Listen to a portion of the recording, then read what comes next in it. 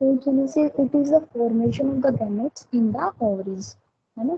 तो female reproductive tract में हमने क्या पढ़ा था कि जो ओवरीज रहती हैं these are the female gonadal organs that produce the female gametes, है ना, फॉर द रिप्रोडक्शन, है ना।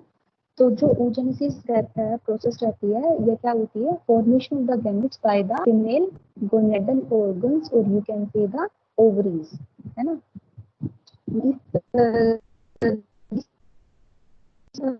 बिफोर इवन, है ना। स्पर्मेटोजेनेसिस जब हमने पढ़ा था मेल रिप्रोडक्शन में, तो हमने क्या पढ़ा था, जो स्पर्मेटोजेनेसिस था वो स्टार्ट हो रहा था हमारा प्यूबर्टी पे, है ना। पर जो oogenesis जो प्रोसेस रहती है हमारी फीमेल्स में ये स्टार्ट हो जाती है हमारी कब, जब से मतलब even in the early foetal development.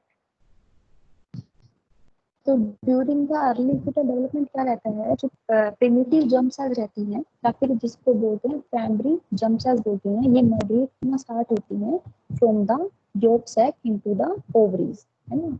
जब मतलब बर्थ से पहले जब फीटल डेवलपमेंट हो रही होती है तो फीटल डेवलपमेंट के टाइम पे क्या होता है, जो हमारी प्राइमरी जर्म सेल्स प्रेजेंट रहती है वो yolk sac से माइग्रेट होना स्टार्ट होती है इनटू द ओवरीज।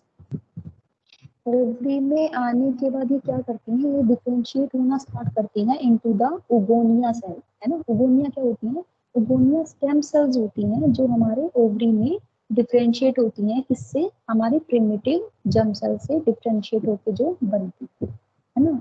तो जो ये ओगोनिया रहती है हमारी इगोनिया, ये स्टेम सेल्स ही बोल सकते हैं इनको, इनका क्या रहता है, इनके पास होता है डिप्लॉयड नंबर ऑफ क्रोमोसोम्स ना। तो ये क्या करती हैं, फर्दर आपकी मियोटिक डिवीजन होती है इन ओगोनिया सेल्स में, जो हमारी ओवरीज में डिफरेंशिएट हुई है जो ओगोनिया सेल्स, इनमें क्या स्टार्ट होगा, हमारा माइटोटिक डिवीजन स्टार्ट होगा। और थ्रू दिस माइटोटिक डिवीजन हाँ, तो ये ओगोनिया जो सेल्स हमारी ओवरीज में बनी है ये क्या होती है, फर्दर आके माइटोटिक डिवीजन से फॉर्म करती हैं किसको, जर्म सेल्स को फॉर्म करती है ना। तो हमारी जो जर्म सेल्स की फॉर्मेशन हुई है चल रही है हमारी, ये क्या हुआ है, अर्ली फीटल डेवलपमेंट की स्टेज में, मतलब इवन बिफोर बर्थ ये प्रोसेस हमारी स्टार्ट हो जाती है इन द फीमेल्स, है ना। तो जर्म सेल्स की जो फॉर्मेशन हुई है, मोस्टली जो जर्म सेल बनती है हमारी गोनिया से, मोस्टली जर्म सेल्स हमारी डीजर्मिनेट हो जाती है ना, नॉन फंक्शनल होके डीजर्मिनेट हो जाती है and the process is known as atresia, है ना। तो मोस्टली जो जर्म सेल्स रहती हैं वो हमारी एट्रेशिया में चली जाती हैं, बट कुछ जर्म सेल्स जो हमारी बचती हैं वो फर्दर आगे डेवलप कर होती हैं या फिर डिफरेंशिएट होती हैं हमारी किसमें, प्राइमरी oocyte में, है ना। तो जो बिफोर बर्थ हमारा जो बिफोर बर्थ का जो सेशन रहता है ड्यूरिंग द फीटल डेवलपमेंट, उसमें प्रोसेस रहती है हमारी up to the formation of the primary oocyte, है ना। तो सबसे पहले हमारा क्या हुआ, योग सेल से हमारी जो प्राइमरी जर्म सेल थी या फिर प्रिमिटिव जर्म सेल थी वो माइग्रेट हुई योग सेल से ओवरीज में आई। ओवरीज में आने के बाद ये प्रिमिटिव जर्म सेल्स हमारी डिफरेंशिएट हुई उगोनिया में, और उगोनिया आगे फर्दर माइटोटिक डिवीजन से आगे फर्दर डेवलप हुई किसमें, जर्म सेल्स में, ठीक है। उन जर्म सेल में से मोस्टली जर्म सेल्स हमारी डीजनरेट हो गई, बट जो जर्म सेल आगे बची है हमारी वो क्या करती हैं, किसमें डेवलप होती है हमारी, किसमें डिफरेंशिएट होती है हमारी प्राइमरी oocyte में डिफरेंशिएट हो जाती है, ठीक है। तो ये आपको एक फ्लो चार्ट दिखाई दे रहा होगा ना, कि सबसे पहले हमारा क्या बना था, प्राइमरी जर्म सेल, उससे उससे क्या, उसके बाद क्या था हमारा ओगोनिया, ओगोनिया के बाद हमारा क्या बना है, प्राइमरी oocyte, है ना। बीच में क्या थी, जर्म सेल्स फॉर्मेशन। उसके बाद क्या रहता है, जो ये हमारा सेट बना है अब ये हमारा, ठीक है। ये प्राइमरी oocyte oogenesis की प्रोसेस में ये पोलर बॉडी में और सेकेंडरी oocyte में, बट इन दो स्टेजेस के बीच में क्या रहता है, हमारा फोलिकुलर डेवलपमेंट रहती है।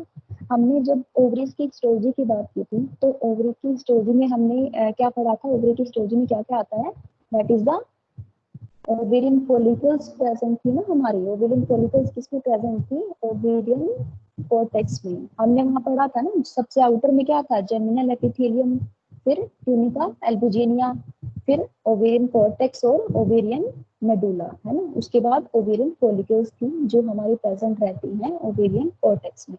तो जो वो फॉलिकल्स रहती हैं ओवरी में, ये हमारी डेवलपमेंट करना स्टार्ट करती हैं या मेच्योर होना स्टार्ट करती हैं, ठीक है। तो जो हमारा प्राइमरी जो oocyte है हमारा, जो हमारी बिफोर बर्थ थी हमारी, जिसकी प्रोडक्शन हो जाती है, ये प्राइमरी oocyte प्रेजेंट रहता है हमारा किसमें, प्राइमोर्डियल फॉलिकल में, है ना। तो इसको हम लोग रिज्यूम करेंगे, बट उससे पहले हम लोग, क्योंकि प्राइमरी oocyte और सेकेंडरी oocyte की फॉर्मेशन के बीच में हमारी फॉलिकुलर ग्रोथ आ रही है, तो अब हम देखते हैं फॉलिकुलर ग्रोथ कैसे हो रही है ना। तो हमारा जो प्राइमरी oocyte था, हमारा प्राइमरी oocyte कहाँ पे प्रेजेंट है, हमारा ओवेरियन कॉर्टेक्स में प्रेजेंट है, राइट, है ना। और ये बात कहाँ तक हो रही है, बिफोर द बर्थ, है ना। तो क्या होता है, जब ये प्राइमरी oocyte रहता है हमारा, प्राइमरी oocyte के सराउंडिंग में बहुत सारी फ्लैट फॉलिकुलर सेल्स है ना। तो इन फ्लैट फॉलिकुलर सेल्स को और प्राइमरी oocyte को, इस पूरे स्ट्रक्चर को बोलते हैं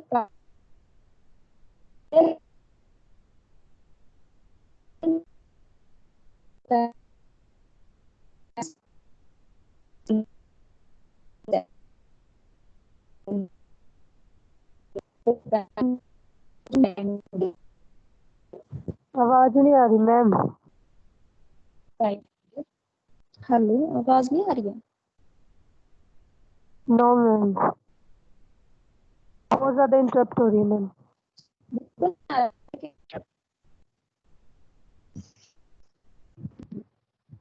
अभी आ रही है? यस मैम, अभी आ रही है।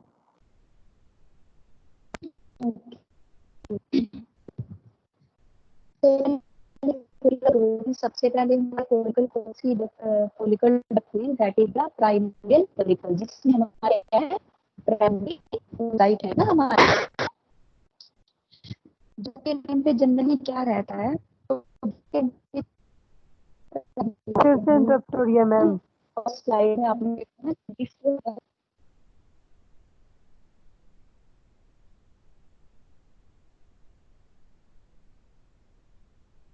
नेटवर्क इशू बहुत रहता है। हेलो, यस मैम, आप बता रही हैं? मैम इंटरप्ट हो रही है अभी भी।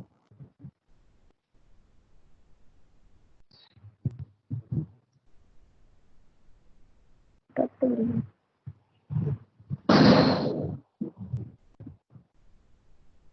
अभी आ रही है? यस मैम, अभी आ रही है कुछ बेटर? अभी तो आ रही है मैम।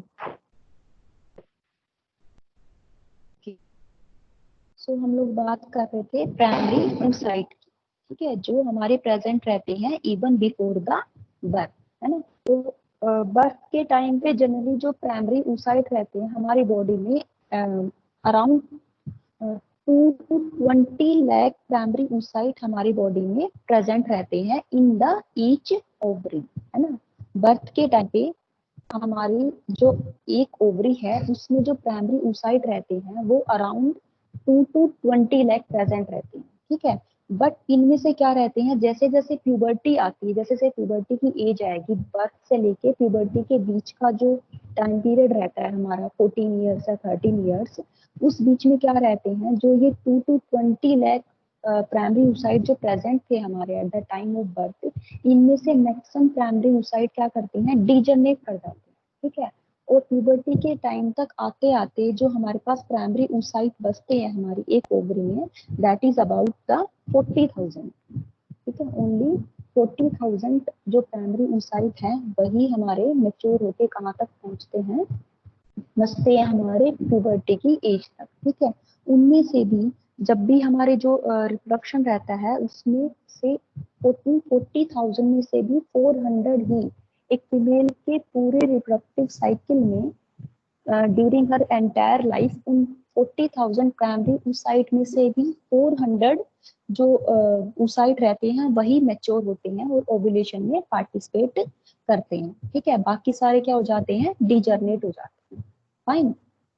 तो जो हमारा हम फॉलिकुलर मेचुरेशन की बात कर रहे थे, तो जो प्राइमोडियल फॉलिकल है जिसमें हमारा क्या है, प्राइमरी oocyte है और प्राइमरी oocyte के अराउंड क्या है, फ्लैट फॉलिकुलर सेल्स हैं। इस पूरे स्ट्रक्चर को हमने क्या बोला, प्राइमोडियल फॉलिकल। ठीक है, तो जैसे ही प्यूबर्टी की एज होती है हमारी, जैसे ही प्यूबर्टी ऑनसेट होता है हमारा, तो बॉडी में जो हाइपोथैलेमस रहता है ना, हाइपोथैलेमस कौन से हार्मोन सीक्रेट करता है, गोनेडोट्रोपिन रिलीजिंग हार्मोन, है ना। तो हाइपोथैलेमस से गोनेडोट्रोपिन रिलीजिंग हार्मोन सीक्रेट होता है at the time of puberty. ठीक है, वो गोनेडोट्रोपिन रिलीजिंग हार्मोन क्या करेगा, एंटीरियर पिट्यूटरी की गोनेडोट्रोप सेल्स को स्टिमुलेट करेगा, क्या रिलीज करने के लिए, गोनेडोट्रोपिन हार्मोन्स, है ना। और गोनेडोट्रोपिन हार्मोन्स कौन से रिलीज करती है, anterior pituitary, that is the FSH and the LH, follicle stimulating hormone of the LH, है ना। मैं रिपीट कर रही हूँ, at the time of puberty क्या होता है, हाइपोथैलेमस से रिलीज होता है गोनेडोट्रोपिन रिलीजिंग हार्मोन, है ना।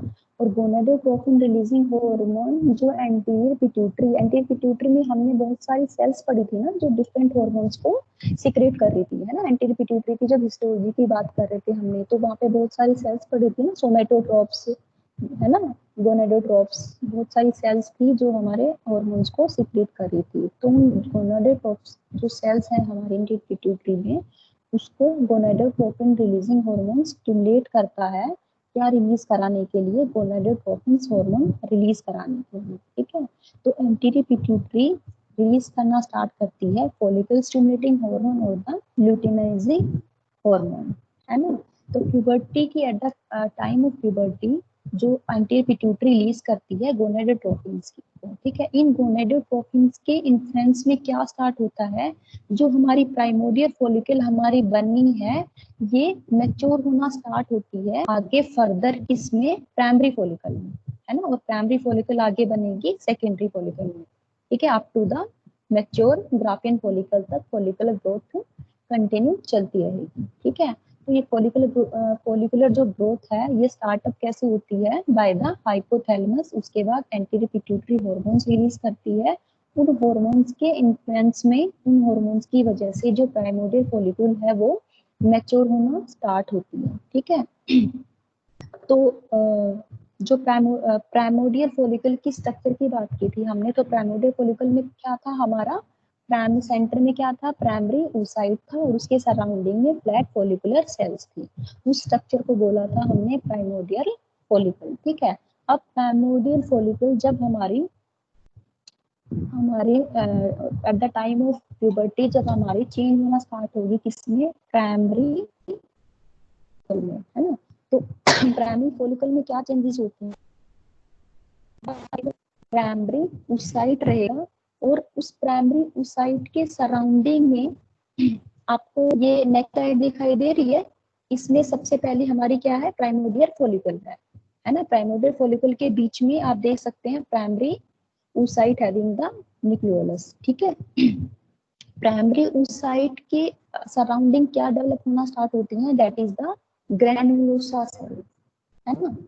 तो सेंटर में रहेगा प्राइमरी oocyte, उसके सराउंडिंग रहेगी द ग्रैनुलोसा सेल्स। तो ये क्या जो ये प्राइमरी oocyte है, जैसे जैसे हमारी प्राइमोडियल फॉलिकल्स प्राइमरी फॉलिकल्स में मैच्योर होती हैं या डेवलप होती हैं, तो क्या होता है, प्राइमरी oocyte अपने सराउंडिंग में एक ग्लाइकोप्रोटीन लेयर को डेवलप करता है, and that glycoprotein layer is known as zona pellucida, है ना। इसमें आपको ये प्राइमरी फॉलिकल का जब सेकंड वाला स्ट्रक्चर देखेंगे तो इसमें दिखाई दे रहा है आपको, that is a primary oocyte के सराउंडिंग में ग्लाइकोप्रोटीन लेयर है। ठीक है, इसको बोल रहे हैं ज़ोना पेलुसिडा, और ज़ोना पेलुसिडा के बाहर क्या है, that is a cuboidal granulosa sales, है ना, दिखाई दे रही है ना ये।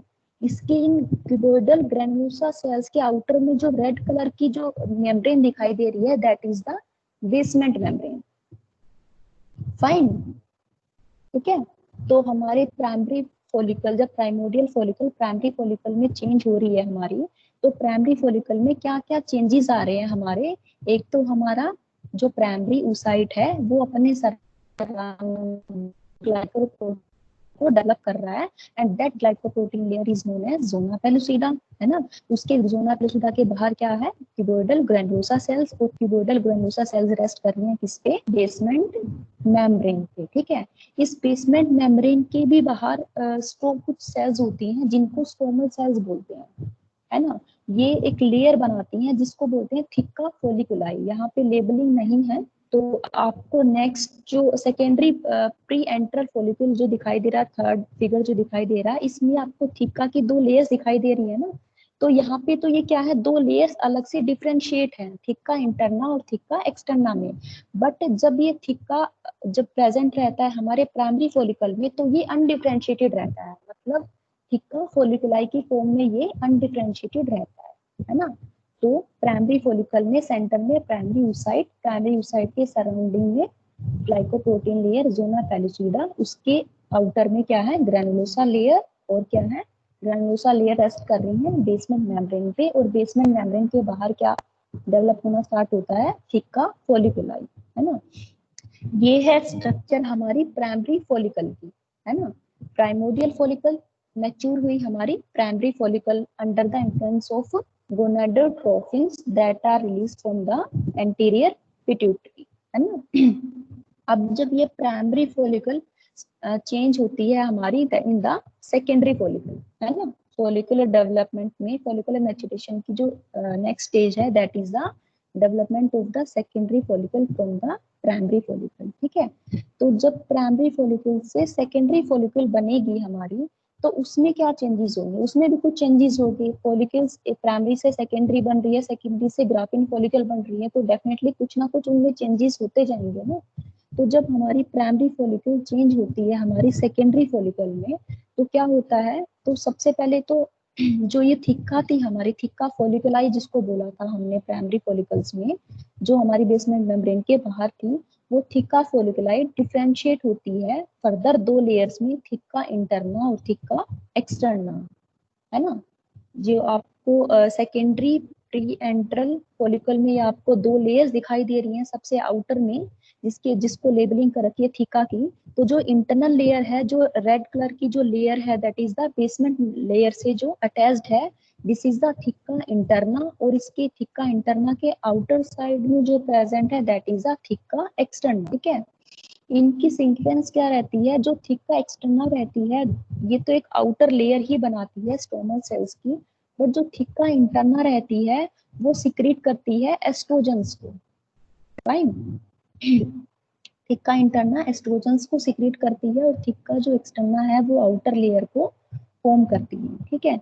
एक तो ये चेंज होता है हमारी जब प्राइमरी फॉलिकल चेंज होती है हमारी सेकेंडरी फॉलिकल में, ठीक है। उसके बाद उसके बाद दूसरा चेंज जो होता है, तो जो हमारी ग्रेनुलोसा सेल्स प्रेजेंट थी हमारी प्राइमरी फॉलिकल में, है ना, आउटसाइड द प्राइमरी oocyte के बाहर ग्रेनुलोसा सेल्स प्रेजेंट थी ना। तो जब भी प्राइमरी फॉलिकल चेंज होती है हमारी सेकेंडरी फॉलिकल में, तो जो ग्रेनुलोसा सेल्स रहती हैं, ये एक कैविटी बनाना स्टार्ट करती हैं, जिसको बोलते हैं एंट्रम, है ना। जो ये ग्रेनुलोसा सेल्स प्रेजेंट थी हमारी प्राइमरी oocyte के आउटर साइड में, ये एक कैविटी बनाना स्टार्ट करती है जब ये प्राइमरी फॉलिकल से सेकेंडरी फॉलिकल में चेंज होती है, ठीक है। और जो कैविटी बनाती हैं, उस कैविटी को बोलते हैं एंट्रम, ठीक है। तो एक लेयर जो ग्रेनुलोसा सेल्स की जो इनर मोस्ट लेयर है, जो बिल्कुल ही फिर्मली अटैच्ड है किससे, प्राइमरी ज़ोना पेलुसिडा से जो अटैच है, उसको बोलते हैं कोरोना रेडिएटा, है ना। 3 चेंजेस हो रहे हैं हमारे जब भी हमारी प्राइमरी फॉलिकल चेंज हो रही है सेकेंडरी फॉलिकल में। फर्स्ट ऑफ ऑल हमारा जो थिक्का फॉलिकुलाई है वो डिफरेंशिएट हो रहा है into the theca interna and the theca externa, ठीक है। दूसरा चेंज हमारा क्या हो रहा है, जो ग्रेनुलोसा सेल्स थी प्राइमरी oocyte के सराउंडिंग में, वो क्या हो रही है, कैविटी बना रही है, उस कैविटी को बोल रहे हैं एंट्रम।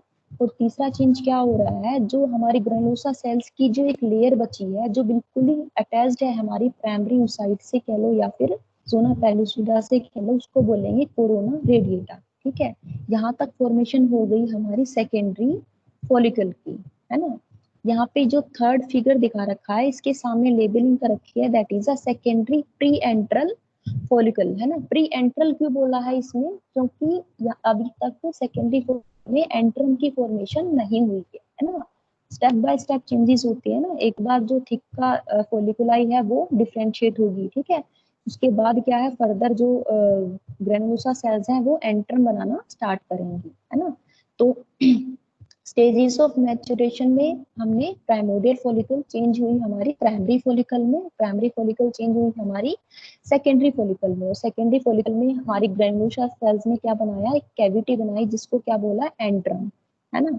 तो क्या है, सेकेंडरी फॉलिकल क्या है, ग्रेनुलोसा सेल्स ने एंट्रम बनाया, तो उस फॉलिकल को क्या बोल सकते हैं, एंट्रम, एंट्रल फॉलिकल भी बोलते हैं, या फिर इस एंट्रल फॉलिकल को इंक्लूड कर सकते हैं सेकेंडरी फॉलिकल के अंदर ही इसको इंक्लूड कर सकते हैं, ठीक है। उसके बाद हमारी लास्ट में बताइए, हमारी सेकेंडरी फॉलिकल चेंज होती है हमारी मैच्योर ग्राफियन फॉलिकल में, है ना, जिसको मैच्योर फॉलिकल बोलते हैं या फिर डोमिनेंट फॉलिकल बोलते हैं।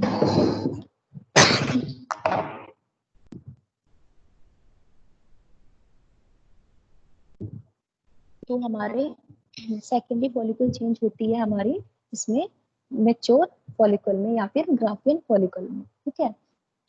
तो जब हमारी सेकेंडरी फॉलिकल चेंज होती है ग्राफियन फॉलिकल में, उसके बाद क्या होता है हमारा जो, अब ये जो फ्लो चार्ट है, अब देखो यहाँ से प्राइमरी oocyte बना था हमारा, प्राइमरी oocyte कहाँ तक हमारा अरेस्ट हो गया था, उसका डिवीजन बिफोर द बर्थ, उसका डिवीजन अरेस्ट हो गया था, है ना। तो जब हमारी ग्राफियन फॉलिकल मैच्योर होती है ना, तो ग्राफियन फॉलिकल मैच्योर होने, ग्राफियन फॉलिकल में क्या स्टार्ट होता है, जो हमारा प्राइमरी oocyte है, प्राइमरी oocyte के पास क्या है, डिप्लॉयड नंबर ऑफ क्रोमोसोम्स, ठीक है। ये स्टार्ट करता है हमारा मियोसिस फर्स्ट डिवीजन, ठीक है। Through this meiosis first division it produces the one polar body and they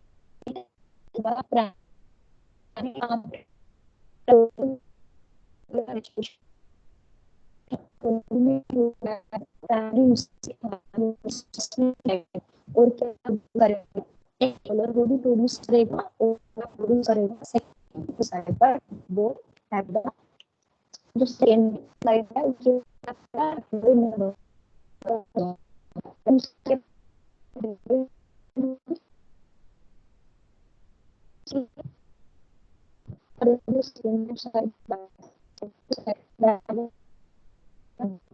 ठीक है। उसके बाद जो ये सेकेंडरी oocyte है ये फर्दर स्टार्ट करेगा मियोसिस सेकेंड डिवीजन, है ना। बट इसकी मियोसिस सेकेंड डिवीजन कंप्लीट नहीं होती है, बीच में ही रिज्यूम हो जाती है, ठीक है। इस स्टेज पे क्या होता है, हमारी प्रोसेस होती है, दैट इज द ओव्यूलेशन, है ना। अब तक क्या है, जब ये सेकेंडरी oocyte की जो ये मियोसिस सेकेंड डिवीजन स्टार्ट हुई है, अब तक हमारा सेकेंडरी oocyte पोलर बॉडी कहाँ है, हमारी ग्राफिन फॉलिकल में, ठीक है।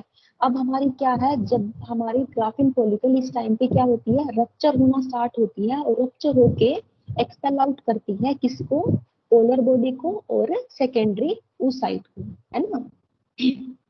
And this process is known as ovulation, fine. हमारी ग्राफिन फॉलिकल रप्चर हो रही है आफ्टर द फुल मैच्योरेशन, और मैच्योर होके और रप्चर होके क्या एक्सपेल आउट कर रही है पेल्विक कैविटी में, बाहर यूट्राइन ट्यूब्स में, that is the secondary oocyte or the polar body, fine, and the process is known as the ovulation.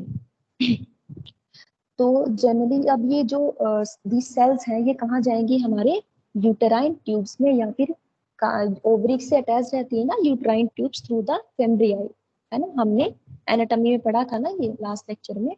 तो ये जो सेकेंडरी oocyte और प्राइमरी पोलर बॉडी है, ये हमारा ट्रांसपोर्ट होगा इन द यूटेराइन ट्यूब, ठीक है। अब वहां पे दो केसेस हो सकते हैं, अगर फर्टिलाइजेशन नहीं होता है तो ये सेल्स का क्या होगा, वहां पे डीजनरेशन होना स्टार्ट हो जाएगा, ठीक है।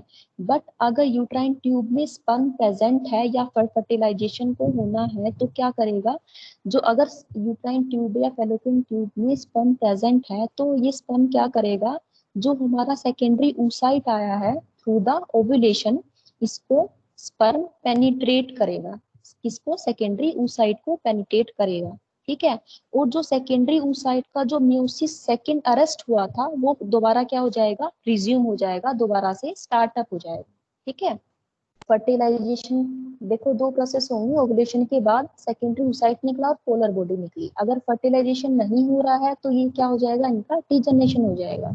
अगर फर्टिलाइजेशन, अगर स्पर्म हमारे यूट्राइन ट्यूब में प्रेजेंट है, फैलोपियन ट्यूब में प्रेजेंट है, तो वो क्या करेगा, हमारे सेकेंडरी oocyte को पेनिट्रेट करेगा, और पेनिट्रेट करने के बाद क्या करेगा, जो सेकेंडरी oocyte का जो म्यूसिस सेकंड प्रोसेस थी, डिवीजन था, जो हमारा रिज्यूम हो गया था, वो दोबारा से, सॉरी, जो हमारा रेस्ट हो गया था वो दोबारा से रिज्यूम होता है, ठीक है।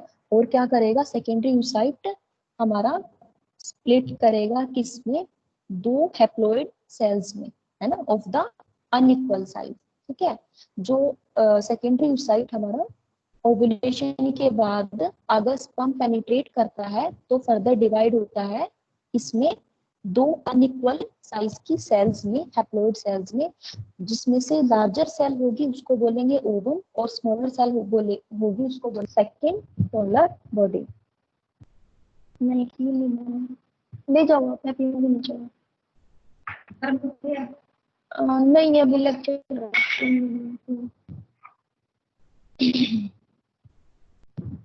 ठीक है। तो इस तरह से क्या है, हमारा सेकेंडरी oocyte हमारा डिवाइड हुआ किसमें, ओवम में और सेकेंड पोलर बॉडी में, ठीक है। और उसके बाद क्या रहता है, जो स्पर्म का जो न्यूक्लियाई है, हमारा स्पर्म सेल का न्यूक्लियाई है और ओवम का न्यूक्लियाई हमारे यूनाइट होते हैं, दैट फॉर्म विल फॉर्म में डिप्लॉइड जाइगोट, ठीक है। तो this is the process of the oogenesis, है ना। इस oogenesis की प्रोसेस में प्राइमरी oocyte से सेकेंडरी oocyte की फॉर्मेशन के बीच में Graafian maturation, Graafian follicle, sorry follicular maturation हो रही है। इस फॉलिकुलर मैचुरेशन को एक बार ध्यान से देख लेना, ठीक है। ये क्योंकि इसके बीच की प्रोसेस है, प्राइमरी oocyte और सेकेंडरी oocyte के बीच की प्रोसेस है, इसलिए एक बार इसको अच्छे से पढ़ लेना, ठीक है। तो this is the ma'am Graafian follicles के बारे में बता दो एक बार। ग्राफियन फॉलिकल्स के बारे में।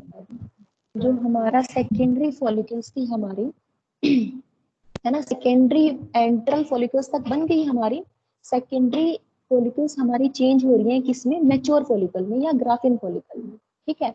जब हमारी ग्राफियन फॉलिकल या मैच्योर फॉलिकल बनती है, किससे, सेकेंडरी फॉलिकल से बनती है हमारी, तो क्या होता है, जो हमारा प्राइमरी oocyte है हमारा, वो क्या करता है, डिवाइड होना स्टार्ट होता है, meiosis first divide, meiosis first division करना स्टार्ट करता है, ठीक है। प्राइमरी oocyte हमारा, जो हमारा ग्राफिन फॉलिकल में प्रेजेंट है, वो हमारा म्यूसिस फर्स्ट डिवीजन स्टार्ट करेगा।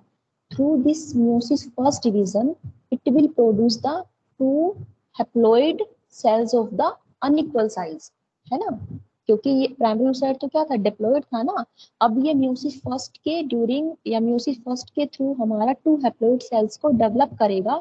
उसमें से एक जो लार्जर सेल है जिसको बोलेंगे हम लोग सेकेंडरी oocyte बना है, और जो सेकंड है हमारा that is the polar body. Polar body में जनरली हमारा क्या रहता है, जो डिस्कार्डेड न्यूक्लियर मटेरियल रहेगा वो सारा पोलर बॉडी में रहता है, और जो सेकेंडरी oocyte बना है, जो लार्जर सेल बनी है हमारी, उसमें मोस्टली साइटोप्लाज्म रहता है, ठीक है। तो यहाँ से ये सेकेंडरी जो oocyte है, ये फर्दर आगे म्यूसिस सेकंड स्टार्ट करेगा, बट इसकी म्यूसिस सेकंड डिवीजन कंप्लीट नहीं होती है, एट द मेटाफेज ये अरेस्ट हो जाती है, इसकी ये डिवीजन एट द मेटाफेज, इसकी डिवीजन रुक जाती है, ठीक है। और रिज्यूम कब होगी, जब हमारे स्पर्म से इसका पेनिट्रेशन होगा, है ना। ग्राफिन फॉलिक्यूल्स में सिर्फ डिवीजन हो रही है, म्यूसिस फर्स्ट डिवीजन कंप्लीट हो रही है प्राइमरी oocyte की, और meiosis second division secondary oocyte की मेटाफेज तक हो रही है, ठीक है। यहाँ पे ये होल्ड होती है और ये रिज्यूम होती है यूट्राइन ट्यूब्स में, जब हमारे स्पर्म पेनिट्रेट करता है सेकेंडरी oocyte को, फाइन।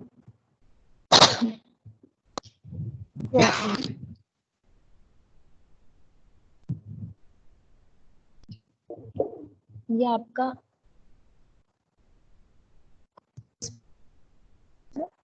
बता रखा, आपका प्राइमोडियल फॉलिकल्स थी, उसके बाद ये कन्वर्ट हुई प्राइमरी फॉलिकल हमारे मैच्योर हुए सेकेंडरी फॉलिकल्स में, और सेकेंडरी हमारे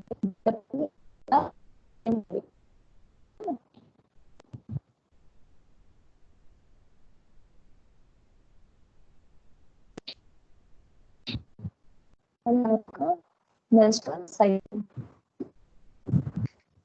Menstrual cycle, it is the concurrent series of the changes during the reproductive period of a woman. जो फीमेल होती है उसका रिप्रोडक्शन, उसके रिप्रोडक्टिव पीरियड में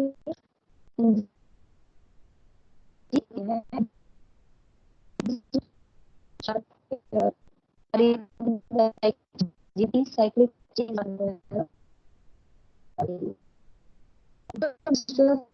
ड्यूरेशन है की बात करें, that is about the 28 days, but sometimes it may be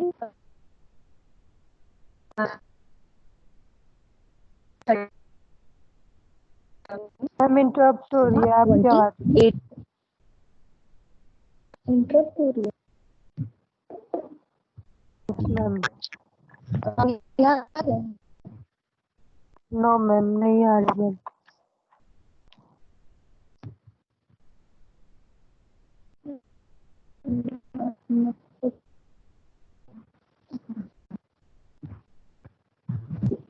अभी अभी आ रही है? Yes ma'am.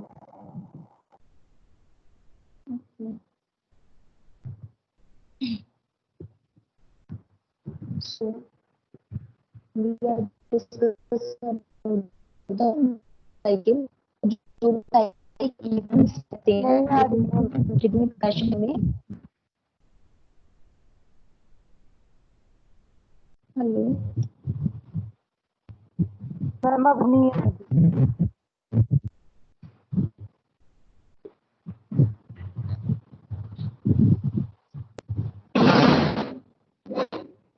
ये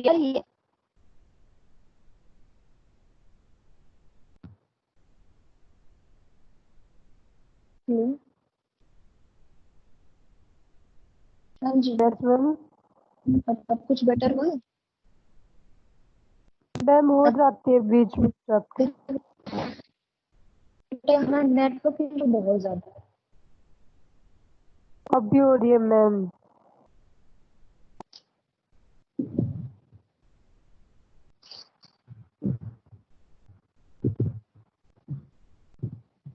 हेलो अभी आ रही है?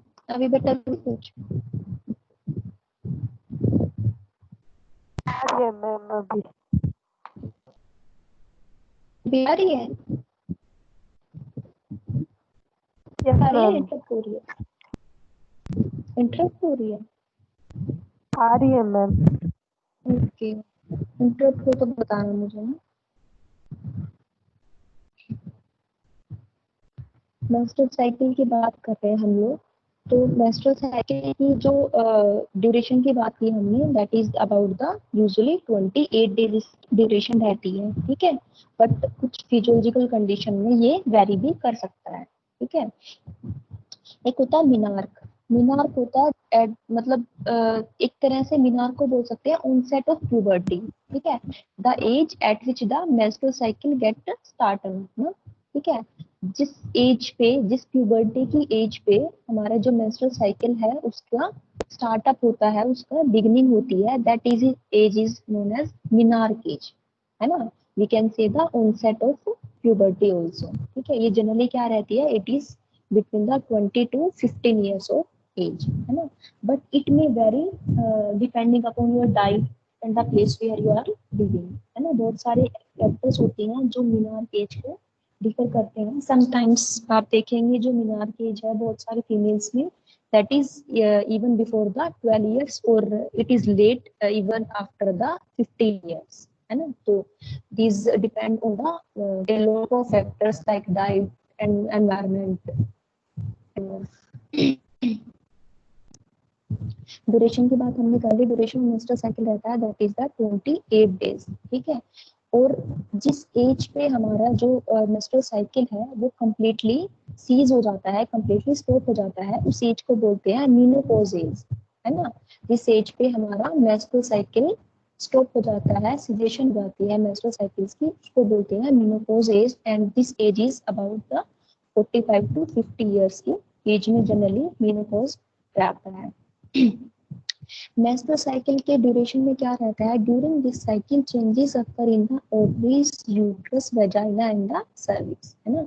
मेंस्ट्रुअल साइकिल जब भी मतलब मेंस्ट्रुअल साइकिल में क्या रहता है, हमारे चेंजेस रहते हैं, और दो चेंजेस पूरे फीमेल रिप्रोडक्टिव ऑर्गन्स में होते हैं, बट जो मेनली जो चेंजेस जिसको हम कंसीडर करते हैं, जो मेनली रोल रहता है जिनका, वो रहता है यूट्रस में और ओवरीज में, है ना।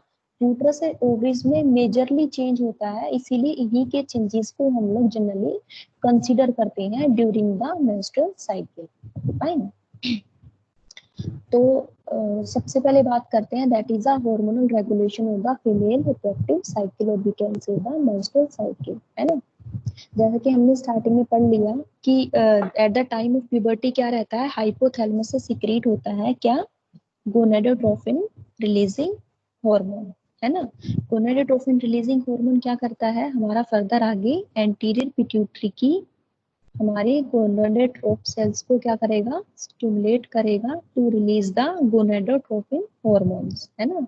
और एंटीरियर पिट्यूटरी से कौन से गोनाडोट्रोपिन हार्मोन निकलते हैं, that is the follicle stimulating hormone और द ल्यूटेनाइजिंग। जहाँ तक इस जब भी ऑनसेट रहता है, प्यूबर्टी का ऑनसेट होता है, या फिर हम कह सकते हैं मीनार केज आती है, मीनार केज पे हमारा हाइपोथैलेमस एक्टिवेट होके गोनाडोट्रोपिन रिलीजिंग हार्मोन सीक्रेट करता है, और उस हार्मोन के थ्रू रिलीज होते हैं हमारे इंटेट पिट्यूटरी से एलएच एंड द एफएसएच, ठीक है। एफएसएच क्या करता है, एफएसएच जनरली एक इनिशिएटिंग हार्मोन रहता है ना, whether in the spermatogenesis, in the oogenesis और in the menstrual cycle, mostly जगह एफएसएच का इनिशिएटिंग रोल रहता है, ठीक है। तो जो फॉलिकल स्टिमुलेटिंग हार्मोन रहता है, नाम से ही पता चल रहा है आपको, फॉलिकल स्टिमुलेटिंग हार्मोन, ये क्या करता है, फॉलिकल्स को स्टिमुलेट करता है, इनिशिएट करता है फॉर द, है ना। हमने कौन सी फॉलिकुलर ग्रोथ की बात हो रही है यहाँ पे, हम stages of maturation of follicles पढ़ना, that is the सबसे पहले प्राइमोडियल फॉलिकल, फिर प्राइमरी फॉलिकल, फिर सेकेंडरी मैच्योर्ड ग्राफिन फॉलिकल, है ना। तो जी फॉलिकुलर ग्रोथ हो रही है डिफरेंट स्टेजेस में, इसको इनिशिएट करने का काम करता है कौन, एफएसएच, फॉलिकल स्टिमुलेटिंग हार्मोन, ठीक है। तो follicle stimulate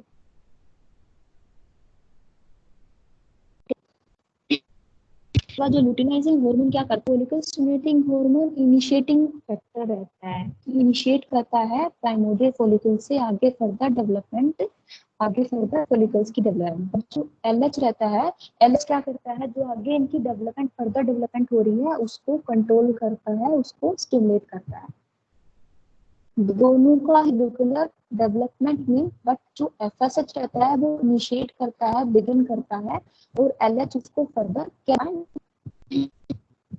both LH and FSH stimulate the ovarian follicle to secrete the estrogens also, है ना। ओवेरियन फॉलिकल्स कौन से हैं यहाँ पे, हमारे प्राइमोडियल फॉलिकल्स से ग्राफिन फॉलिकल्स तक की जो फॉलिकल्स हैं हमारे, इनको क्या करता है, स्टिमुलेट करता है to secrete the oestrogens. corpus luteum produces and secretes the estrogens, progesterone, relaxin and inhibin, ठीक है। इन हॉर्मोन्स के अलावा जो हमारे कॉर्पस ल्यूटियम फॉर्मेशन होगी, जो हम आगे पढ़ेंगे आफ्टर द ओव्यूलेशन, जब ग्राफिन फॉलिकल से जब हमारा सेकेंडरी एक्सपेल आउट हो जाता है, तो लास्ट में जो हमारा बचता है that is a corpus luteum, ठीक है। उस कॉर्पस ल्यूटियम स्टार्ट करता है क्या, प्रोड्यूस करना oestrogen, progesterone and the inhibin, है ना। और ये किसके इन्फ्लुएंस में प्रोड्यूस करता है, ये एलएच के इन्फ्लुएंस में प्रोड्यूस करता है ना। एलएच स्टिमुलेट करता है कॉर्पस ल्यूटियम को क्या सीक्रेट करने के लिए, जिसके फर्दर हार्मोन्स है relaxin, inhibin, progesterone and the oestrogen, ठीक है। इसीलिए इसको क्या बोलते हैं, ल्यूटिनाइजिंग, है ना।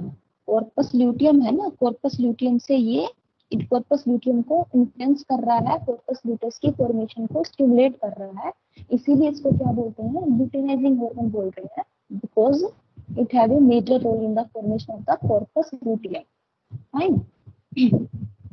अब इन हार्मोन्स का एक्शन क्या रहता है, अब एस्ट्रोजेंस की बात करें तो एस्ट्रोजन भी रोल रहता है मेल में, जो भी फीमेल के primary and accessory sexual characters रहते हैं उनकी डेवलपमेंट में मेजरली रोल रहता है।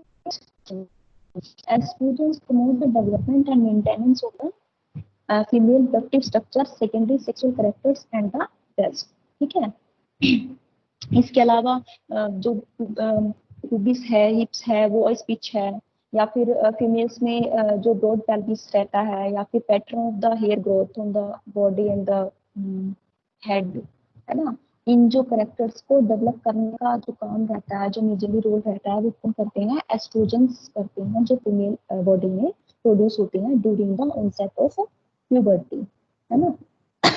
इसके अलावा क्या करते हैं ये? these also increase the protein anabolism, है ना, building of the strong bones and all. Estrogens inhibit the release of the gonadotropin releasing hormone. gonadotropin releasing hormone कौन से रिलीज हो रहा था? फ्रॉम द हाइपोथैलेमस, है ना, और एफएसएच और एलएच रिलीज हो रहा था एंटीरियर पिट्यूटरी से। ठीक है, तो एस्ट्रोजन क्या करते हैं? एस्ट्रोजन का लेवल मॉडरेट लेवल क्या होता है? एस्ट्रोजन का इनहिबिट करना स्टार्ट करता है किसको? गोनाडोट्रोपिन रिलीजिंग हार्मोन को। ठीक है, अगर हाइपोथैलेमस से गोनाडोट्रोपिन रिलीजिंग हार्मोन नहीं रिलीज होगा तो अल्टीमेटली क्या इनहिबिट हो जाएंगे? एंटीरियर पिट्यूटरी से एलएच एंड एफएसएच भी इनहिबिट हो जाएंगे। ठीक है, तो एस्ट्रोजन क्या करता है? इसका मॉडरेट लेवल इनहिबिट करता है हाइपोथैलेमस से गोनाडोट्रोपिन रिलीजिंग हार्मोन के रिलीज को, और फर्दर आगे एंटीरियर पिट्यूटरी से एलएच और एफएसएच के सिक्रीशन को ये इनहिबिट करता है। ठीक है, so this is the role of the estrogens in female. Now the action of the progesterone.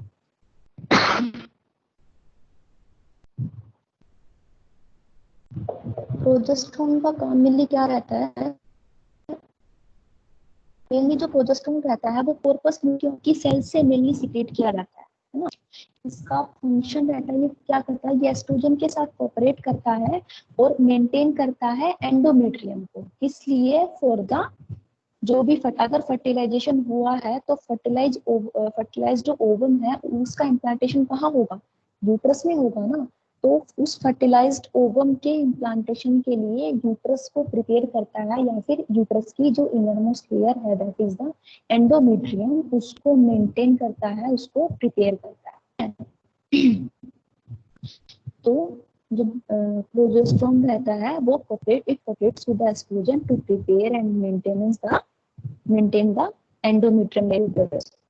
ठीक है, it also prepare the mammary glands. ठीक है, mammary glands को भी प्रिपेयर करता है किसके लिए? मिल्क सिक्रेशन के लिए, मिल्क इजेक्शन के लिए। ठीक है, and just like the oestrogen, जैसे एस्ट्रोजन का जो मॉडरेट लेवल है या जो हाई लेवल है वो इनहिबिट करता है हमारे हार्मोन को, एफएसएच को और एलएच को, ऐसे ही सेम प्रोजेस्टेरोन का क्या रहता है? ये भी जो भी इसका पीक लेवल रहता है या हाई लेवल रहता है प्रोजेस्टेरोन का, वो इनहिबिट करता है किसके सिक्रेशन को? गोनाडोट्रोपिन रिलीजिंग हार्मोन को और एलएच को स्पेशली ये इनहिबिट करता है, उनके सिक्रेशन को इनहिबिट करता है। ठीक है, इसके अलावा जो रिलैक्सिन है, जो इनहिबिन है, रिलैक्सिन क्या करता है? नाम से ही पता चल रहा है ये कहाँ से रिलीज हो रहा था? ये कॉर्पस ल्यूटियम से रिलीज हो रहा था ये, है ना। तो ये क्या करता है? रिलैक्सिन ये रिलैक्स करता है यूट्रस को बाय इनहिबिटिंग द कॉन्ट्रैक्शन, है ना। जो यूट्रस की जो हमने लेयर पढ़ी थी, मायोमेट्रियम लेयर है, उस मायोमेट्रियम लेयर्स के कॉन्ट्रैक्शंस को क्या करता है? ये स्टॉप कर देता है, इनहिबिट कर देता है, और यूट्रस को क्या करता है? रिलैक्स करता है ना। सेकंड है इनहिबिन। इनहिबिन क्या करता है? Inhibin it inhibit the secretion of the FSH, है ना, और फॉलिकल स्टिमुलेटिंग हार्मोन के सिक्रेशन को अगर इनहिबिट करेगा तो फर्दर आगे क्या होगा? जो फॉलिकल का जो मैच्योरेशन है वो भी कहीं ना कहीं इन्फ्लुएंस हो जाएगा, क्योंकि फॉलिकल स्टिमुलेटिंग हार्मोन क्या कर रहा था? इनिशिएट करता है हमारे किसको? फॉलिकुलर ग्रोथ को इनिशिएट करता है ना। तो इनहिबिन क्या करता है? हमारा फॉलिकल स्टिमुलेटिंग हार्मोन के सिक्रेशन को इनहिबिट करके फॉलिकुलर जो ग्रोथ है उसको भी स्टॉप करता है, सीज। तो this is the hormonal action during the menstrual cycle, है ना। ये हार्मोनल एक्शंस रहते हैं। अब फेजेस रहते हैं मेनली रिप्रोडक्टिव साइकिल के या मेंस्ट्रुअल साइकिल के 4 फेजेस रहते हैं, है ना। 4 फेजेस में जो साइक्लिक इवेंट्स हैं फीमेल में ये कैरी आउट होते हैं These four phases are menstrual phase, pre-ovulatory phase, ovulatory phase and the post-ovulatory phase. ठीक है, तो सबसे पहले स्टार्ट करते हैं मेंस्ट्रुअल फेज, है ना। तो जैसे मैंने आपको बताया, हमने स्टार्टिंग में पढ़ा, मेंस्ट्रुअल साइकिल में, रिप्रोडक्टिव साइकिल में होता क्या है, जो चेंजेस होते हैं मेनली वो मेल रिप्रोडक्टिव ऑर्गन्स में होती हैं, ठीक है। उनमें से भी मेजरली किसको इफेक्ट करते हैं, ये आइदर यूट्रस और द ओवरीज, है ना। ओवरी में और यूट्रस में वेजाइना में भी चेंज होते हैं, बट वो इतने कंसिडरेबल, इतने नोटिसेबल नहीं होते हैं, बट यूट्रस में और ओवरीज में रिमार्केबल चेंज होते हैं। इसलिए हम जो भी इनमें यूट्रस और ओवरीज में जो चेंजेस होते हैं उनको ही हम लोग consider during the menstrual phase, during the menstrual cycle, ठीक है। तो मेंस्ट्रुअल साइकिल के फर्स्ट फेज की बात करते हैं, that is the menstrual phase, है ना। तो जो ये साइकिल हमने पढ़ा मेंस्ट्रुअल साइकिल, ये होता है 21 डेज का, ठीक है। तो मेंस्ट्रुअल जो फेज है ये स्टार्ट होता है from the day first day से, डे 1 से डे 5 तक, from the first day to the fifth day तक हमारा जो फेज रहता है उस फेज को बोलते हैं मेंस्ट्रुअल फ्लो फेज या फिर मेंस्ट्रुएशन, है ना। इसमें क्या रहता है, मेंस्ट्रुअल फ्लो रहता है from the vagina. It lasts for the 5 days of the cycle. ये 5 days तक जनरली रहता है, but these days can vary ना, these days can vary in मतलब पर्सन टू पर्सन, है ना। बहुत सारी केस में ये जो डेज हैं वो वेरी कर सकते हैं, again depending upon their diet and the environment and the more ecological factors, fine. तो जो डे 28 डेज के साइकिल में जो डे फर्स्ट है और जो फिफ्थ डे है, ये डेज होते हैं मेंस्ट्रुअल फेज के या मेंस्ट्रुअल ब्लीडिंग के डेज होते हैं, ठीक है। इसके अलावा जो ओवरीज में जो चेंजेस होते हैं वो क्या होते हैं, follicular development under the FSH, है ना। तो ओवरीज में क्या रहता है, जो हमारी फॉलिकल्स की जो स्टेजेस थी मैच्योरेशन की, वो स्टार्टअप होती है। हमारी जो प्राइमोर्डियल फॉलिकल्स हमारी प्राइमरी फॉलिकल्स में चेंज हो रही थी और प्राइमरी हमारी सेकेंडरी में चेंज होके ग्राफिन फॉलिकल्स में हो रही थी, उसको इनिशिएट करता है कौन, हमारा फॉलिकल स्टिमुलेटिंग हार्मोन, ठीक है। तो under the influence of the follicle stimulating hormone हमारे ओवरीज में क्या रहेंगे, जो फॉलिकल्स प्रेजेंट है, हमारी प्राइमोर्डियल फॉलिकल्स प्रेजेंट है, वो मैच्योर होना स्टार्ट करेंगी, इनिशिएट करेंगी, ठीक है।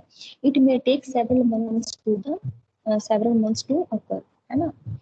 अब क्योंकि बहुत सारी फॉलिकल्स एक टाइम पे एक ही ग्राफिन फॉलिकल मैच्योर होती है, मैच्योरिटी तक पहुंचती है, ठीक है। तो जो बाकी सारे फॉलिकल्स हैं जिनमें मैच्योरेशन स्टार्टअप हुई है, it this may take the several months also, है ना। बट एक साइकिल में एक ही ग्राफिन फॉलिकल, एक ही डोमिनेंट फॉलिकल मैच्योरेशन तक जा पाती है, ठीक है। ये चेंजेस होते हैं हमारे ओवरीज में, ठीक है।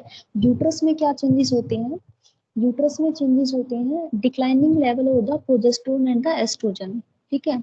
यूट्रस में जनरली क्या रहता है, जो यूट्रस की जो लेयर रहती है मेंस्ट्रुअल फेज में, यूट्रस की जो इनर मोस्ट लेयर थी that is the endometrium layer, है ना। और जब हमने एंडोमेट्रियम लेयर की एनाटॉमी पढ़ी थी तो मैंने वहां पे बताया था एंडोमेट्रियम फर्दर डिवाइड होती है दो लेयर्स में, ठीक है। कौन सी दो लेयर्स थी, दैट इज द स्ट्रेटम फंक्शनैलिस और द स्ट्रेटम बेसिलिस, है ना। जो हमारी स्ट्रेटम फंक्शनैलिस थी वो हर साइकिल में ब्रेक डाउन होती है, ठीक है। और जो स्ट्रेटम बेसिलिस है ये हमारी परमानेंट लेयर है। ये हर साइकिल में जब हमारा स्ट्रेटम फंक्शनलिस ब्रेक डाउन होती है, उसके बाद एक नई स्ट्रेटम फंक्शनलिस को डेवलप करती है हमारी स्ट्रेटम बेसिलिस, है ना। दो लेयर्स पढ़ी थी हमने एंडोमेट्रियम में, तो उनमें से जो स्ट्रेटम फंक्शनलिस का जो ब्रेक डाउन होता है वो इजी, ठीक है। तो यूट्रस में क्या चेंजेस हो गए, जो एंडोमेट्रियम की जो स्ट्रेटम फंक्शनलिस है वो क्या होगी, ब्रेक डाउन होगी, है ना। और इस ब्रेक डाउन से क्या होगा, मेंस्ट्रुअल फ्लो होगा। तो अबाउट 150, है ना, अबाउट 50 टू 150 अभी ये जो आपके अमाउंट है ये वेरी कर सकती है, आपकी बुक में भी थोड़ा प्लस माइनस हो, बट एक एवरेज आप लेके चल सकते हैं 50 to 150 ml of blood menstrual flow से through the vagina expel out होता है, ठीक है। उस जो मेंस्ट्रुअल फ्लो में ब्लड, टिश्यू फ्लूइड, म्यूकस या एपिथेलियल सेल्स, बहुत सारी चीजें शेड ऑफ होती हैं किससे, स्ट्रेटम फंक्शनलिस से या फिर एंडोमेट्रियम से, ठीक है। और ये जो प्रोसेस हो रही है, ठीक है, ये ब्रेकडाउन जो स्ट्रेटम फंक्शनलिस ब्रेकडाउन हो रही है, ये किसके इन्फ्लुएंस में हो रही है, जब भी प्रोजेस्टेरोन और एस्ट्रोजन का लेवल हमारा कम होता है बॉडी, है ना, कॉर्पस ल्यूटियम डीजनरेट होता है, डी कॉर्पस ल्यूटियम के डीजनरेट होने के बाद, क्योंकि कॉर्पस ल्यूटियम से सीक्रेट हो रहा था हमारा प्रोजेस्टेरोन और एस्ट्रोजन, अगर कॉर्पस ल्यूटियम डीजनरेट हो रहा है तो उससे निकलने वाले हार्मोन्स भी कहीं ना कहीं कम हो जाएंगे ना, ठीक है। तो जब कॉर्पस ल्यूटियम डीजनरेट होना स्टार्ट होता है तो उससे निकलने वाले हार्मोन्स भी कम होना शुरू हो जाते हैं, ठीक है। और जब भी वो उनका डिक्लाइनिंग लेवल आता है हमारे प्रोजेस्टेरोन और एस्ट्रोजन का स्पेशली, तो हमारी जो स्ट्रेटम फंक्शनलिस एंडोमेट्रियम की वो ब्रेकडाउन होना स्टार्ट होती है, ठीक है। And these events occur in the menstrual phase in the uterus. Menstrual flow from the uterine cavity through the cervix and the vagina, है ना, cervix और vagina से menstrual flow है जो ये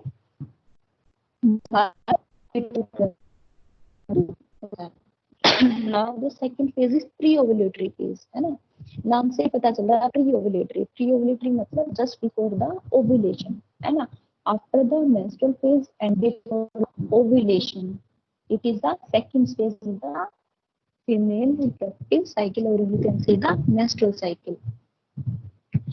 It is the time between the end of menstruation and the ovulation, है ना। तो जो menstrual phase के बाद, menstrual phase कब तक था हमारा, 5th डे तक था, है ना, डे 1 से लेके डे 5th तक, है ना। तो 6 से लेके 13 डे तक जो हमारा ये टाइम पीरियड रहता है, इस टाइम पीरियड को बोलते हैं प्री ओवुलेटरी फेज, है ना। और ये फेज बाकी सारी फेजेस में सबसे ज्यादा ड्यूरेशन का रहता है ना। It is the more variable and it is of the most duration, है ना, 6 to 13 डेज तक रहता है हमारा pre ovulatory phase in a 28 days cycle, fine. इसमें it is the most variable phase also. Now the events in the ovaries.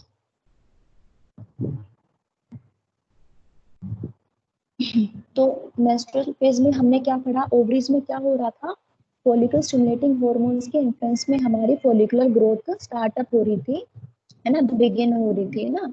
तो ये क्या हो रही है, अब यहाँ पे क्या हो रहा है, प्री ओवुलेटरी फेज में क्या होता है कि हमारी जो फॉलिकल्स की जो ग्रोथ है वो आगे फर्दर कैरी आउट होती है, और लास्ट में हमारे पास क्या होता है, that is the dominant follicle, और we can say the Graafian follicles, है ना।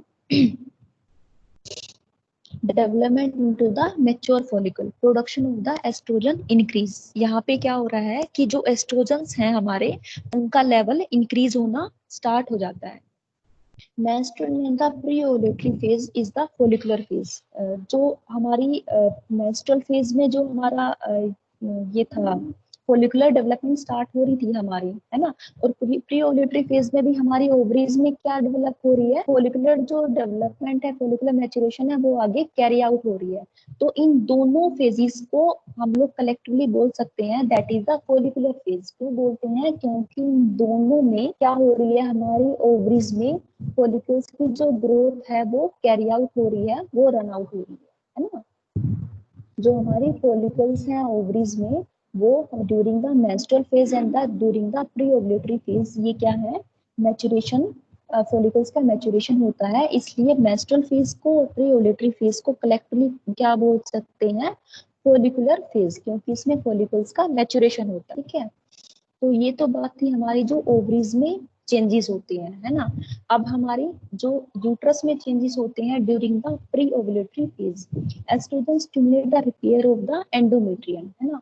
अब जो मेंस्ट्रुअल साइकिल में जो मेंस्ट्रुअल फेज थी, हमारी फर्स्ट फेज थी, इसमें क्या हो रहा था, हमारी स्ट्रेटम फंक्शनलिस एंडोमेट्रियम हमारी ब्रेकडाउन हो गई थी, ठीक है।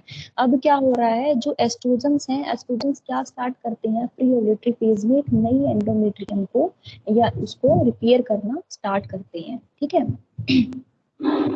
Production of the new stratum functionalis, है ना। और इस न्यू स्ट्रेटम फंक्शनलिस किससे डेवलप होगा, फ्रॉम द स्ट्रेटम बेसिलिस, जो एक परमानेंट लेयर थी हमारी एंडोमेट्रियम की, वो एक डेवलप करना स्टार्ट करेगी किसको, नई स्ट्रेटम फंक्शनलिस को, और उसको प्रिपेयर करेगी for the further new cycle. Endometrium or arterioles also get lengthened up। Thickness of the endometrium is about the 4 to 10 mm, है ना। जो इसमें एंडोमेट्रियम को जब प्रिपेयर करती है ये जो इस इवेंट जो यूट्रस में जो इवेंट्स होती हैं, इसमें एंडोमेट्रियम की जो थिकनेस है वो बढ़ जाती है हमारी अबाउट 4 to 10 या 4 to 20 mm तक इसकी थिकनेस बढ़ जाती है। ठीक है, किसकी, हमारी एंडोमेट्रियम की। यहाँ पे क्या हो रही है, एंडोमेट्रियम प्रिपेयर हो रही है for the next cycle. It is also known as proliferative phase. Proliferative phase क्यों बोल रहे हैं, प्रोलिफरेशन हो रहा है किसका, एंडोमेट्रियम का, है ना। हमारे पास जो एंडोमेट्रियम मेंस्ट्रुअल फेज में जो ब्रेकडाउन हो गई थी, प्री ओव्यूलेटरी फेज में ये रिकंस्ट्रक्ट होना स्टार्ट होती है, रिप्रोलिफरेट होना स्टार्ट होती है। इसीलिए इस फेज को क्या बोल सकते हैं, it is also known as the proliferatory phase because there is the proliferation of the endometrium, है ना।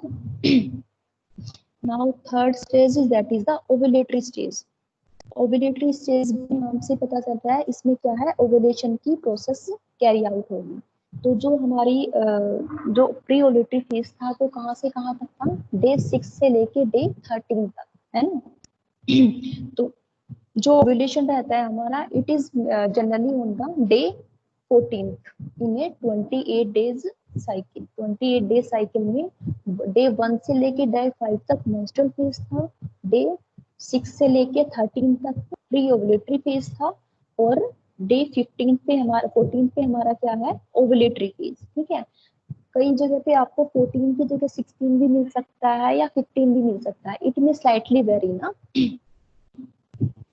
There is a rupture of the mature Graafian follicle. जो हमारी फॉलिकुलर ग्रोथ हुई थी, हमने जब प्री ओव्यूलेटरी फेज में जब ओवरीज में चेंजेस की बात कर रहे थे हम लोग, तो वहाँ पे क्या हो रहा था, बेसिकली फॉलिकुलर डेवलपमेंट हो रही थी ना, तो वो यहाँ तक आते थे ओव्यूलेटरी फेज में हमारी फॉलिकुलर डेवलपमेंट हमारी कंप्लीट हो जाती है। ठीक है, फॉलिकुलर डेवलपमेंट कंप्लीट होने के बाद जो हमारी लास्ट में ग्राफियन फॉलिकल जो मैच्योर फॉलिकल बनी है, उसका रप्चर होता है in the ovulatory phase and the release of the secondary oocyte, है ना। अब यहाँ पे क्या स्टार्ट हो रहा है, सेकेंडरी oocyte हमारा रिलीज हो रहा है पेल्विक कैविटी में। It occurs on the day 14. High level of the estrogen stimulate the secretion of the LH and the growth releasing gonadotropin releasing hormone from the hypothalamus. ठीक है, जो estrogens का level यहाँ पे इंक्रीज हो रखा है, ये क्या करेगा, फर्दर आगे स्टिमुलेट करेगा किसको, स्पेशली LH को और हार्मोन क्या करेगा, it will promote the release of the LH in the FSH। आपको पता है हाइपोथैलेमस से जब रिलीज होगा, वो फर्दर आगे एंटीरियर पिट्यूटरी को स्टिमुलेट करेगा to release that gonadotropin LH in the releasing hormone निकलेगा हाइपोथैलेमस से, और फर्दर आगे वो निकालेगा रिलीज करेगा LH।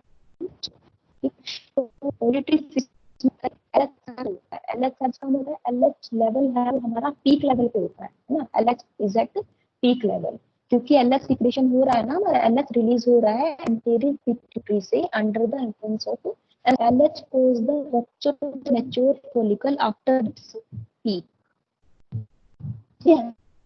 LH पीक होने के बाद या LH का हाईएस्ट लेवल होने के बाद ग्राफियन फॉलिकल मैच्योर होती है। ठीक है, ग्राफियन फॉलिकल हमारे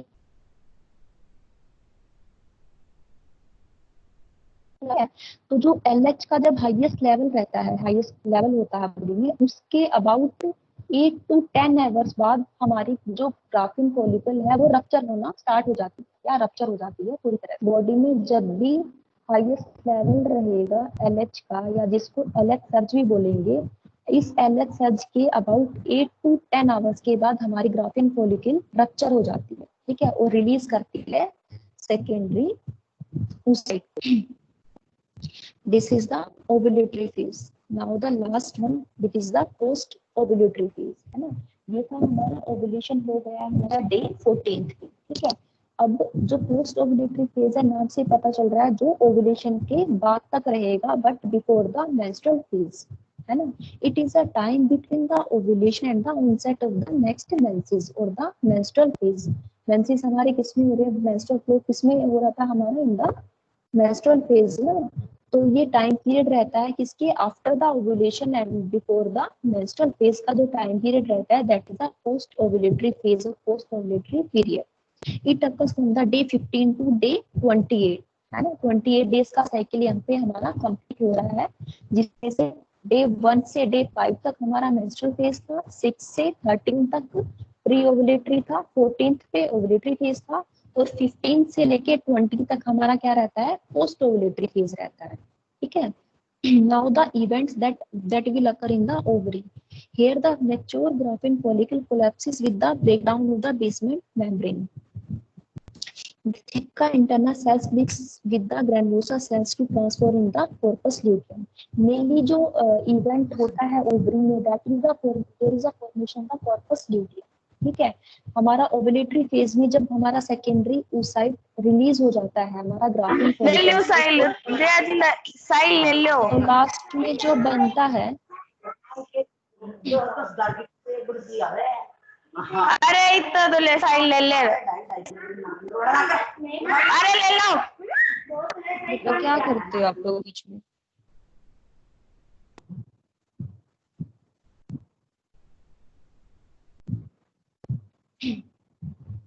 तो मेनली जो पोस्ट ओव्यूलेटरी फेज में जो इवेंट रहता है हमारा ओवरी में, that is there is a formation of the corpus luteum, ठीक है। इसलिए इसको क्या बोल सकते हैं, luteal phase, due to the formation of the corpus luteum. Corpus luteum क्या है हमारा, जब ग्राफिन फॉलिकल से जब सेकेंडरी oocyte एक्सपेल आउट हो जाता है तो लास्ट में जो बचता है that is the corpus luteum. तो पोस्ट ओव्यूलेटरी फेज में क्या रहता है, there is a formation of the corpus luteum and due to this formation of the corpus luteum this phase is also called as luteal phase. corpus luteum का जो life span रहता है generally वो 15 days का रहता है या फिर 2 वीक्स का रहता है ना। After that it degenerates in the corpus albicans, है ना। तो हमने जब हॉर्मोन्स का जब हम पढ़ रहे थे का तो ल्यूटियम से हॉर्मोन सीक्रेट हो रहे थे ना, that is a progesterone relax, है ना। तो जो ये 2 वीक रहते हैं कॉर्पस ल्यूटियम के लाइफ स्पैन का, 2 वीक के बाद ये क्या करता है, जनरली होना स्टार्ट कर देता है, और जब ये डीजनरेट होगा तो इससे निकलने वाले हार्मोन क्या होंगे, डिक्लाइन होंगे या फिर डिक्रीज बाय, और ये डीजनरेट होकर क्या बनाता है, that is the corpus albicans. Level of the progesterone estrogen inhibin relaxing start decreasing.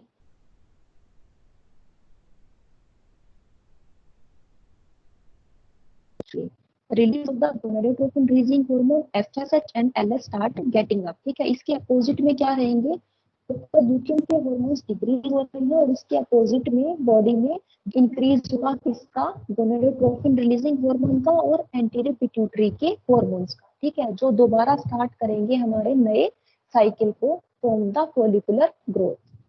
Now the follicular growth resumes for a new cycle, ठीक है, under the influence of FSH and the LH, ठीक है। तो these are the 4 events, ये हमारे हमने events पढ़े हैं that is in the ovary.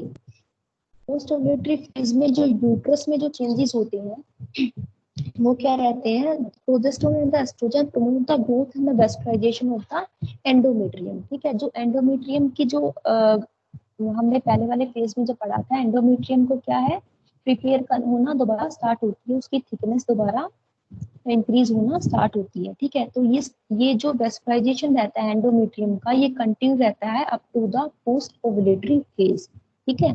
Post ovulatory phase में क्या रहता है, it is also known as the secretory phase.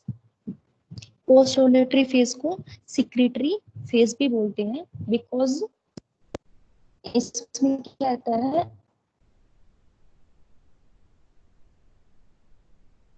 Corpus luteum बनाया हमारा, कॉर्पस ल्यूटियम से जो हार्मोन्स है वो डिक्लाइन हो रहे हैं और हमारा लेवल बढ़ रहा था किनका, गोनाडोट्रोपिन रिलीजिंग हार्मोन्स का, किससे रिलीज हो रहे थे, वो एंटीरियर पिट्यूटरी से रिलीज हो रहे थे, ठीक है।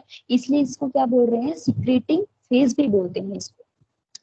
Preparatory changes speak about the 1 week after the ovulation. If the fertilization doesn't occur, degeneration of the corpus luteum and withdrawal of the progesterone, estrogen and finally the maturation, ठीक है। अगर fertilisation नहीं होता है तो कॉर्पस ल्यूटियम हमारा degenerate होना start होगा, ठीक है। डीजनरेट होके वो क्या बनाएगा, कॉर्पस एल्बिकन्स बनाएगा। और डीजनरेशन, कॉर्पस ल्यूटियम के डीजनरेशन के साथ साथ ही क्या होगा, कॉर्पस ल्यूटियम से जो हार्मोन सीक्रेट हो रहे हैं वो क्या होंगे, डिक्लाइन होना स्टार्ट हो जाएंगे। जो प्रोजेस्टेरोन, एस्ट्रोजन और जो रिलैक्सिन और इनिबिन रिलीज हो रहे थे कॉर्पस ल्यूटियम से, वो जब कॉर्पस ल्यूटियम डीजनरेट होगा तो उससे निकलने वाले हार्मोन्स भी विड्रॉ हो जाएंगे या डिक्लाइन हो जाएंगे, ठीक है। उनके इन्फ्लुएंस में, प्रोजेस्टेरोन एस्ट्रोजन के विड्रॉल के इन्फ्लुएंस में क्या हो जाएगा, दोबारा हेलो मैम रिपीट कर दीजिए। मैम यूट्रस के इवेंट्स एक बार रिपीट कर दो। बेटा आवाज नहीं आ रही है आपकी, अच्छे से बोलो। मैम यूट्रस के इवेंट्स रिपीट कर दो एक बार। यूट्रस के इवेंट्स रिपीट कर दूं, ऐसा ना। Yes ma'am. यूट्रस में बेसिकली होता क्या है कि जो कॉर्पस ल्यूटियम से जो प्रोजेस्टेरोन और एस्ट्रोजन प्रोड्यूस हो रहे हैं, ठीक है, ये क्या करेंगे, हमारा कॉर्पस ल्यूटियम की फॉर्मेशन हो रही है, यहाँ तक समझ आ गया है। यहाँ पे कॉर्पस ल्यूटियम की फॉर्मेशन हो रही है। कॉर्पस ल्यूटियम का लाइफ स्पैन रहता है 2 वीक्स, अबाउट द 15 डेज, है ना। तो जो एक कॉर्पस ल्यूटियम से जो हार्मोन सीक्रेट हो रहे हैं हमारे प्रोजेस्टेरोन और एस्ट्रोजन, ठीक है, ये क्या करते हैं, हमारी एंडोमेट्रियम की जो ग्रोथ हो रही थी उसको फर्दर आगे कैरी आउट करते हैं, ठीक है। और उसके वेस्कुलराइजेशन है उसको भी इंक्रीज करते हैं, मतलब एंडोमेट्रियम की जो ग्रोथ है उसको आगे कंटिन्यू करते हैं, कैरी आउट करते हैं, ठीक है। इसके अलावा क्या होती है, एंडोमेट्रियम में क्या रहती है, जो एंडोमेट्रियल जो ग्लैंड्स रहती हैं, एंडोमेट्रियल ग्लैंड्स रहती हैं, उनकी सिक्रेटरी एक्टिविटी भी बढ़ेगी अगर एंडोमेट्रियम की ग्रोथ हो रही है ना। तो उसमें जो वेस्कुलर फ्लो है हमारा वो भी बढ़ेगा आर्टरीज के थ्रू, और जो एंडोमेट्रियल जो ग्लैंड्स हैं उनकी सिक्रेटरी एक्टिविटी भी बढ़ जाएंगी, है ना, क्योंकि एंडोमेट्रियम का क्या हो रहा है, यहाँ पे ग्रोथ कंटिन्यू हो रहा है, आगे फर्दर कैरी आउट हो रहा है under the influence of hormones of corpus luteum, ठीक है। इसीलिए इसको क्या बोलते हैं, सिक्रेटरी फेज भी बोलते हैं, इस पीरियड को बोलते हैं सिक्रेटरी फेज। क्यों, क्योंकि इसमें एंडोमेट्रियम हमारी फर्दर ग्रोथ हो रही है एंडोमेट्रियम की, और जो एंडोमेट्रियम में एंडोमेट्रियल जो ग्लैंड्स हैं उनका भी सिक्रेटरी एक्शन, सिक्रेटरी जो एक्टिविटी है वो बढ़ रहा है, इसलिए इसको सिक्रेटरी फेज भी बोलेंगे, ठीक है। जो ये प्रिपेटरी जो चेंजेस हैं, अब जो ये एंडोमेट्रियम में हमने बोला एंडोमेट्रियम की ग्रोथ हमारी कंटिन्यू हो रही है, ये जो चेंजेस हैं ये हमारे 1 वीक तक ये क्या करते हैं, हाईएस्ट लेवल तक चले जाते हैं, ठीक है। 1 वीक तक जो प्रिपेटरी चेंजेस हैं ये अपने पीक लेवल तक पहुंच जाते हैं, ठीक है। अब अगर फर्टिलाइजेशन नहीं होता है तो क्या होता है कि जो कॉर्पस ल्यूटियम है ये फॉर्म हुआ है, ये क्या होता है, डीजनरेट होना स्टार्ट हो जाएगा, ठीक है। अगर कॉर्पस ल्यूटियम डीजनरेट होना स्टार्ट हो जाएगा तो इससे निकलने वाले हॉर्मोन्स भी क्या हो जाएंगे, डिक्लाइन हो जाएंगे, डिक्रीज हो जाएंगे, है ना। तो इससे कौन से हार्मोन निकल रहे थे, प्रोजेस्टेरोन और एस्ट्रोजन हार्मोन जो निकल रहे थे वो भी डिक्रीज हो जाएंगे, ठीक है। वो डिक्रीज होके क्या करेंगे, मेंस्ट्रुअल फ्लो को कंटिन्यू करेंगे, है ना। एंडोमेट्रियम की जो मेंस्ट्रुअल फेजेस में जो चेंजेस आ रहे थे वो उन फेजेस में चेंज हो जाएंगे और मेंस्ट्रुअल फ्लो हमारा